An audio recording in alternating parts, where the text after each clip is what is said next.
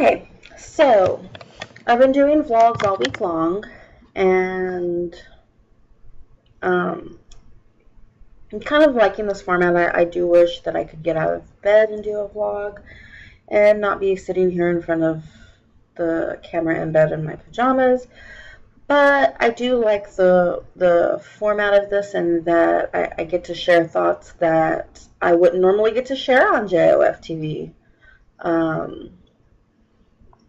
We've discussed political stuff on JOF TV a little bit here and there, but generally speaking, it tends to go towards, or lean towards geek culture, because that was really the premise that started it.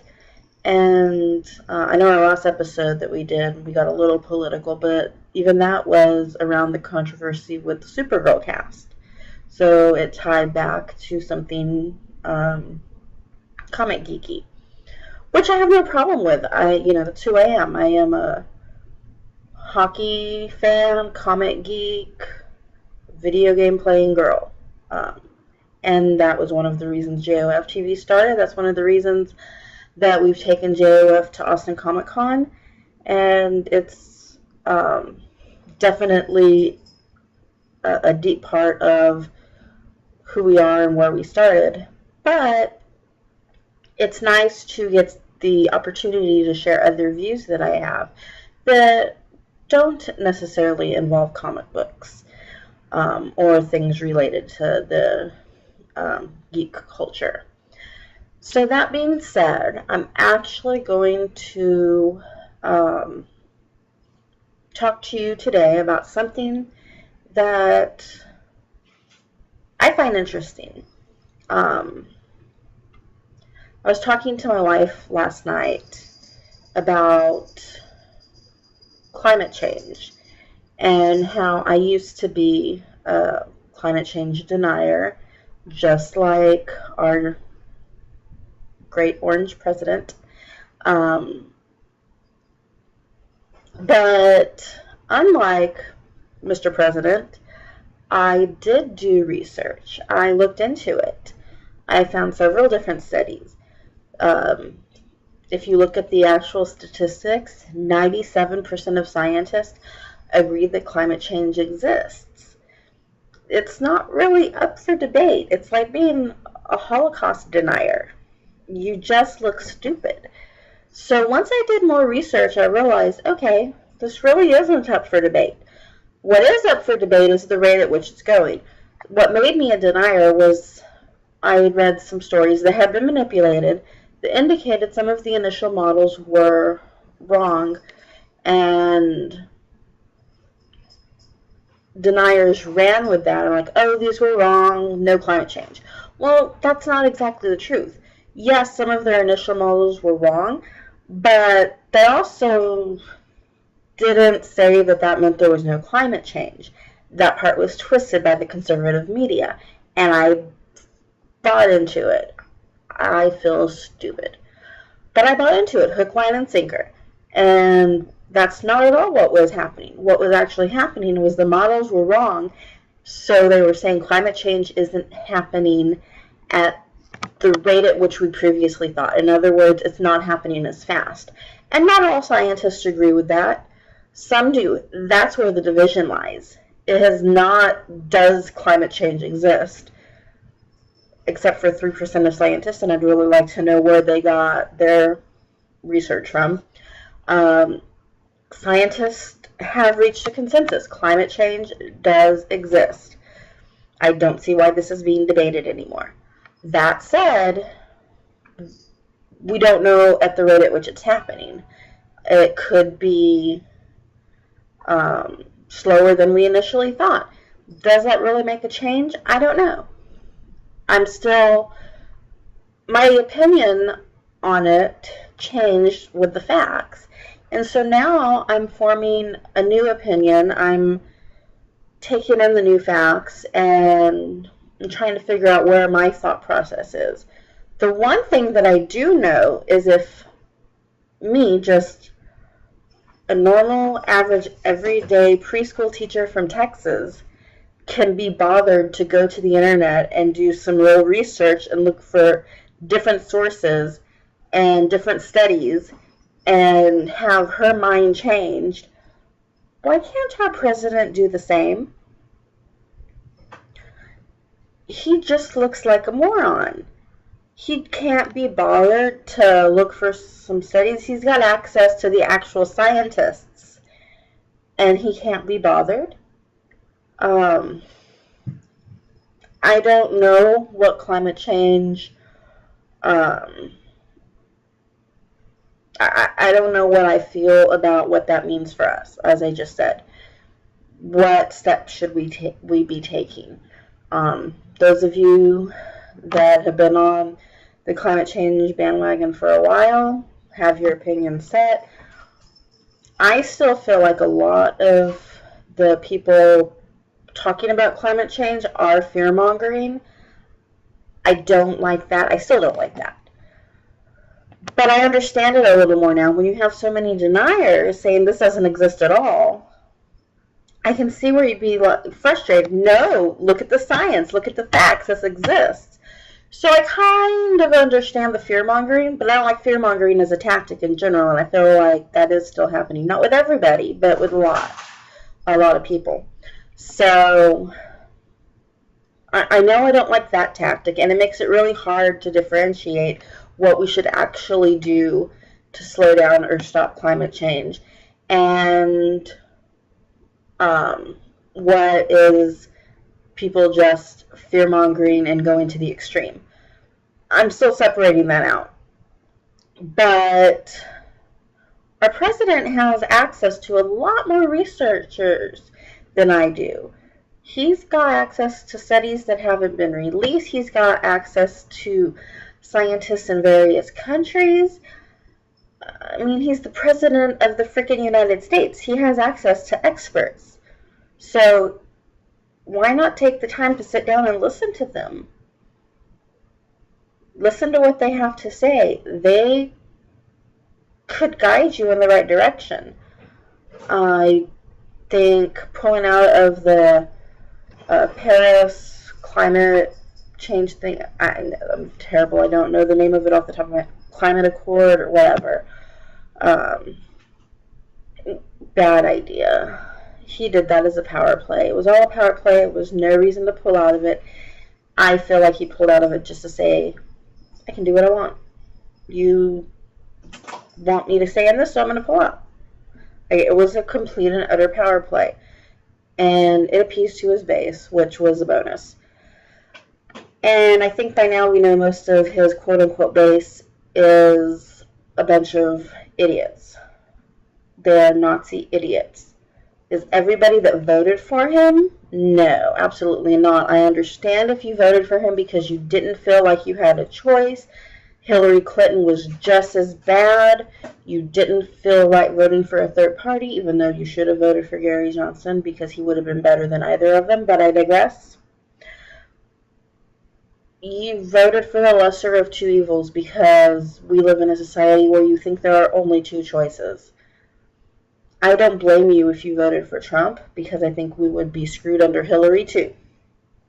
But just because you voted for him doesn't make you a part of his base. His base are the ones that have supported him through thick and thin. They didn't vote him in because he was the lesser of two evils. They voted him in because they agreed with him. And there's a big difference there. So I think his base has proven that they are, generally speaking, racist, uneducated. They are bigots. I mean, when you have the Nazis coming out supporting you, saying you made a great speech because you didn't condemn them, there's a problem. When you are saying there are good people on both sides, and one of those sides is Nazis, there's a problem. Now, let me be clear, because I, in a previous blog, also condemned Trump for his favor of the Nazis. I want to be perfectly clear and say I don't support Antifa either. They are, I won't go as far as to say just as bad, because They're not just as bad, but they aren't good either. They're violent.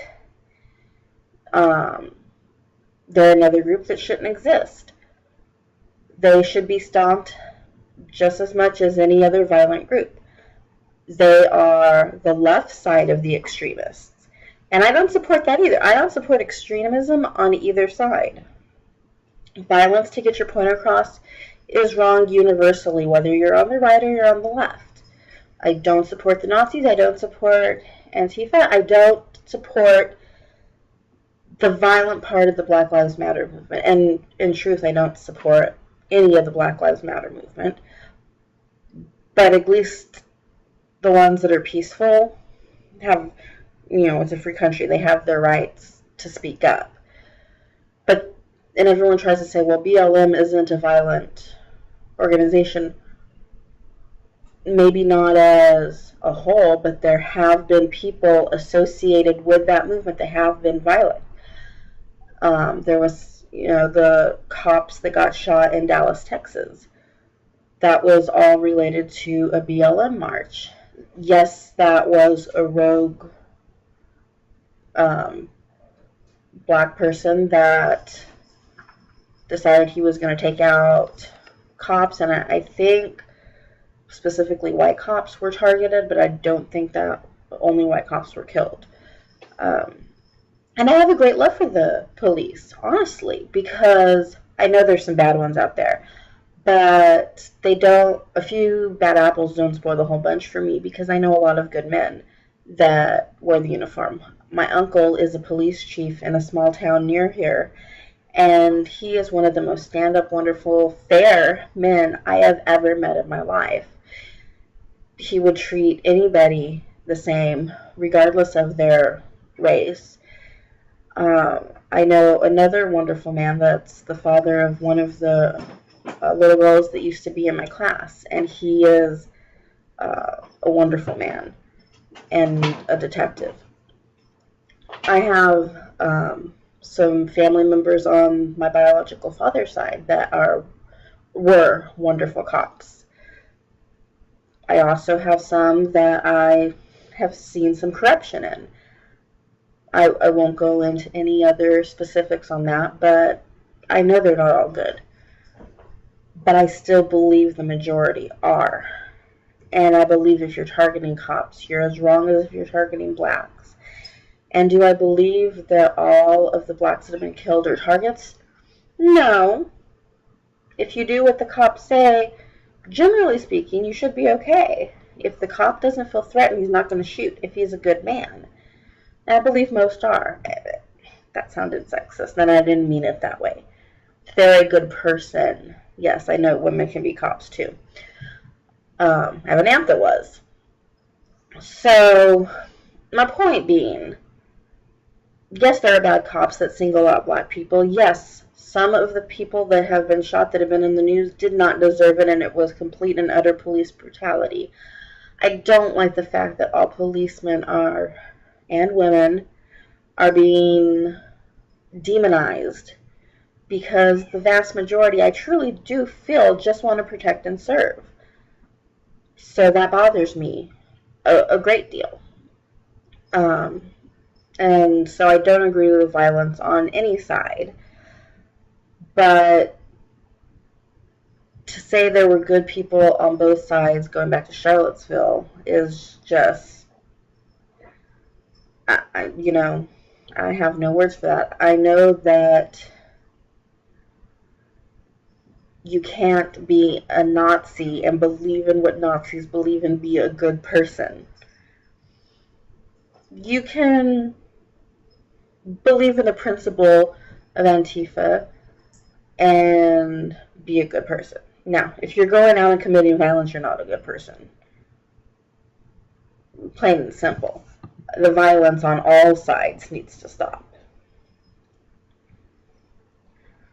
Now, I don't care if you're on the right or you're on the left or you're somewhere in the middle, you don't make your point through violence.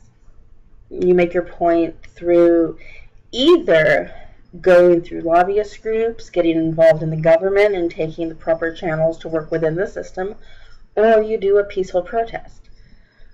I personally don't like protests at all. I don't think they're really that effective. Look at how far all these protests since Trump has gone into office have gotten us. I don't think they're effective, and I don't think that it really does any good. I think it's a waste of everybody's time and police resources.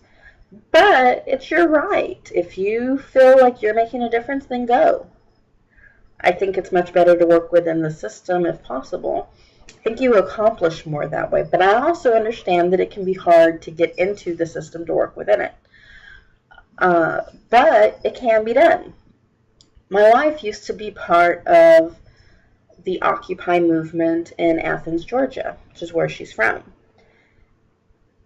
Much to my chagrin, and her being part of Occupy almost ended our friendship. We were just best friends at the time. We weren't dating yet. And Occupy caused a huge rift between us. Because, as I said, I don't agree with protesting.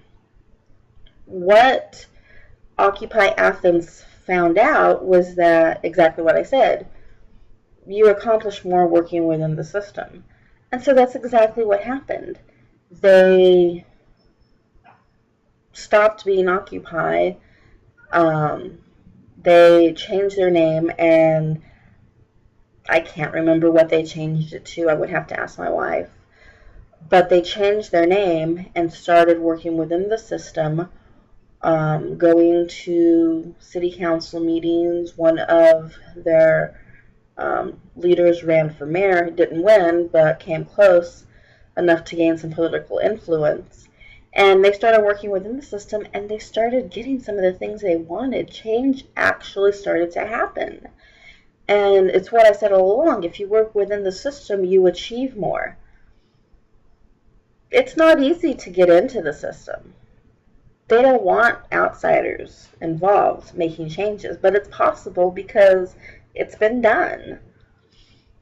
Now, I know this was on a small local level, but it goes to show that it can be done. So, that's my personal opinion. But again, if you're doing a peaceful protest, we live in America, we have the First Amendment, that is your right. And while I may not agree with you, as long as you're not hurting anybody, you are completely, I'll support your right. You have the right. And it's like that quote, I may not believe, I'm going to misquote it, I may not believe in what you have to say, but I'll defend to the death your right to say it. And it's that's how I feel about protests. I may not agree with the concept of protesting, but you sure as hell have the right to do it, and I'll defend that right. Now, when you start interfering and infringing on other people, that's a whole other thing. You know, when you're blocking entrances to City Hall, or you're blocking roadways, you're keeping people from getting where they need to be, from going into work, whatever. You don't have the right to do that, I don't feel. Then you're infringing on other people's right to live their lives. But if you're just doing a peaceful protest outside City Hall or the Capitol or whatever, you're not blocking any doorways. You're letting people not part of your protest conduct their business, live their lives, and you're just out there making your point. Go for it. You have free speech. I think it's a valuable right. I digress a lot. The point I was trying to make was that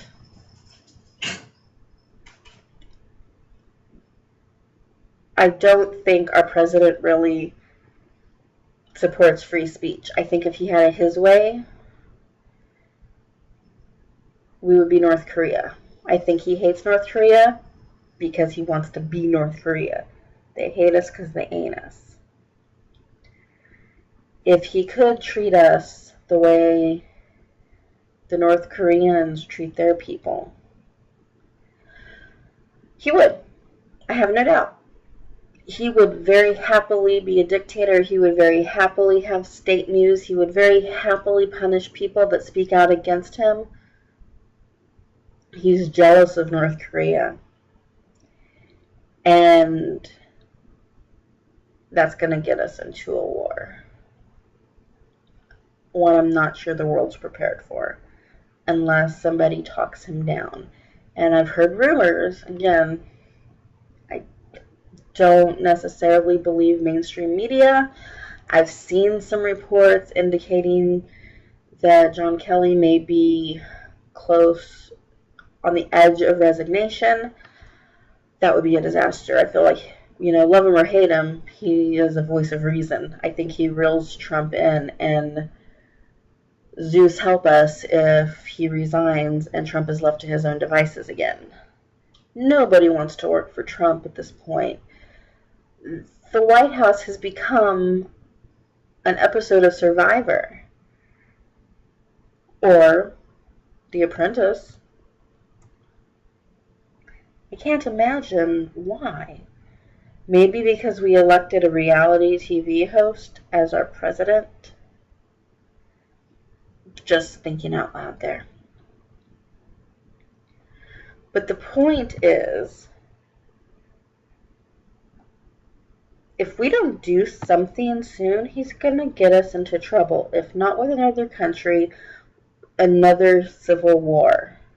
Because our country is so divided, and he's making it okay for white supremacists to be vocal. And I don't think hate speech is free speech. Now, let me define hate speech the way I see it. It's not the same to say, I hate black people, as it is to say, black people should be slaves again and die, or whatever. I don't know what they actually say. I'm not a white supremacist. I'm pulling stuff out of the air, but I think you get my point. You can't just threaten a whole group of people. Like when people say that all gays should be shot, and I have heard religious people say, or that we should all get AIDS and die, or you've heard it too. That shouldn't be covered under free speech. To say, I hate gay people because it's sinful, that is your free speech. To say, I want all gay people dead, I don't know that that's free speech. See the difference? And especially if it's something that you would actually act on. If you're saying, we should hang all gay people, and you're a part of a hate group that's going after gay people, well then I think that's not free speech, that's a terroristic threat. And that's a felony. But Trump doesn't care. He hides behind free speech. He lets the white supremacists hide behind free speech. Nazis. But heaven forbid somebody speak out against him. So he's not supporting free speech. He's not looking at facts. He went on about waiting for the facts in Charlottesville. That's why he didn't condemn the Nazis right away. He needed facts. But you can bet damn sure last time there was an attack in London, tweeting within hours, facts were not known. Prime Minister even asked him not to tweet, not to share information they had. What did he do? Our president leaked information from another country's intelligence. Bravo. Let's just alienate all our allies so they don't trust us and don't share intel with us anymore. That's a brilliant strategy. Is that really where we're headed? I feel like we're headed to isolationism. And, heaven help you if you're not a white male, or at the very least, a white female that supports them and is submissive to them. If you're black or Latino or Asian or homosexual or bisexual and Jew, Muslim, any pagan, anything that's not Christian, you're screwed. I'm screwed. I'm half Latina, pagan, and bisexual. If the Nazis take over, I am fucked. But that's where we're living right now. A president that ignores facts.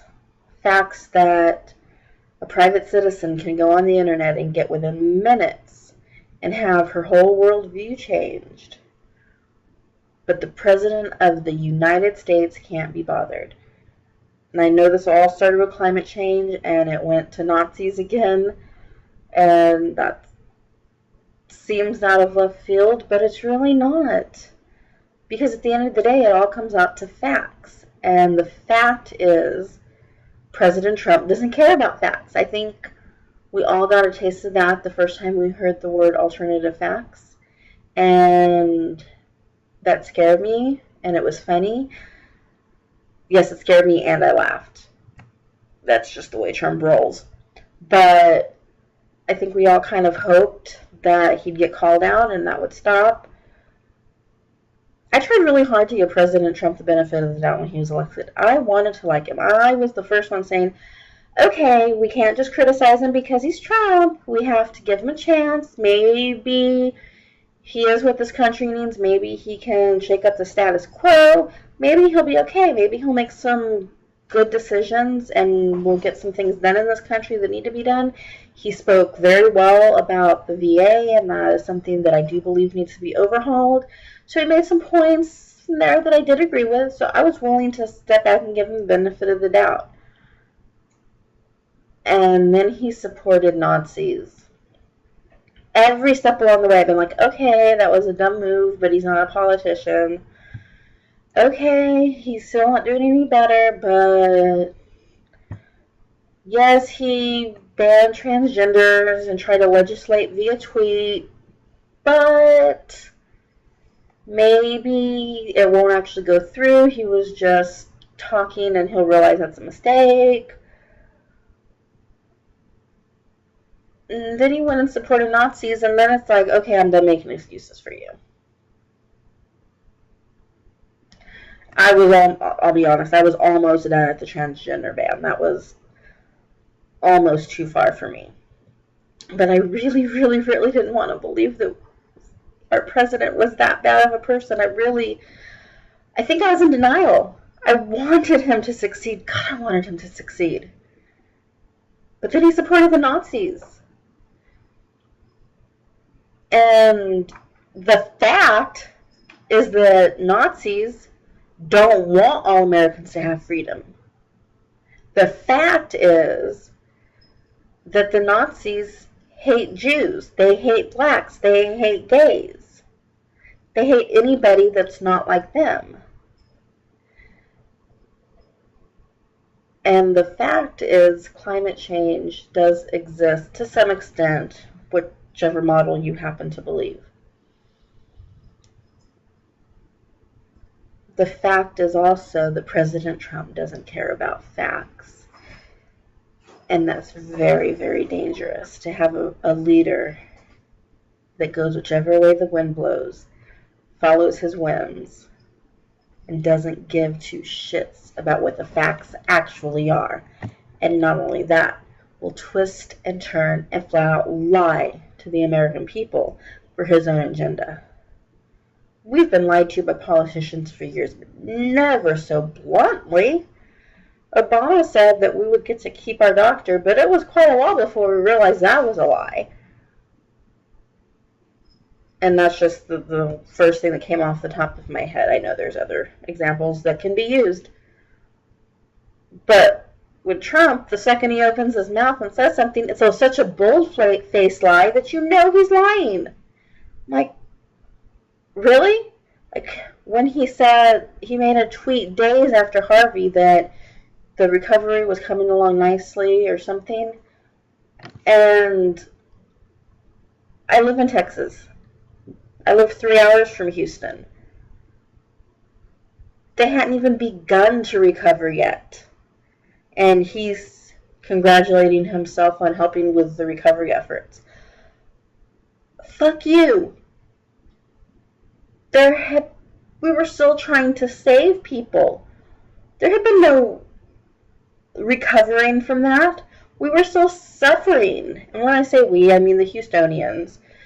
Thankfully, the storm wasn't that bad in Austin. My family and I got spared. We had a little bit of damage in Austin from the wind, very little flooding in low-lying areas. All in all, we were very lucky. But Texas as a whole was hurt by this. Texans are very united, and so when any area of Texas suffers a tragedy, we all do. But the suffering was still very real at that point, and President Trump was congratulating himself on how well the recovery is going. I'm sorry, sir, but we have not started the recovering yet. We're still suffering. We're still trying to make sure that we have everyone accounted for, that the displaced people have someplace to go, that we have schools to get the kids back to, because at that point school was still being delayed and would be for weeks after. So it was a bold-faced lie, and anybody that turned on even the mainstream news could see the Houstonians were still suffering, and that recovery was going to be a very long and difficult process. But Trump didn't want to acknowledge that because that wouldn't work for his agenda. He wanted to say, oh, see how well I'm doing? Yeah, they failed with Katrina, but now that I'm in office, oh, recovery's going great. No, it's not. Or hadn't at the time. And the only reason recovery is happening at all is because Texans are banding together. The government is helping some. The Red Cross is a whole other thing. The Red Cross needs to die. Fuck the Red Cross. But that's for another vlog. Anyway, it was a bold-faced lie, but that's par for the course with Trump. This president doesn't care about the truth. And that's why news organizations like the Young Turks are so important right now, because the mainstream media doesn't always care about the truth either. But there is a group of journalists out there that do, and I admire that, and I'm thankful for that. So, anyway, that's all I got for today. Thanks for watching, and I'll see you next time.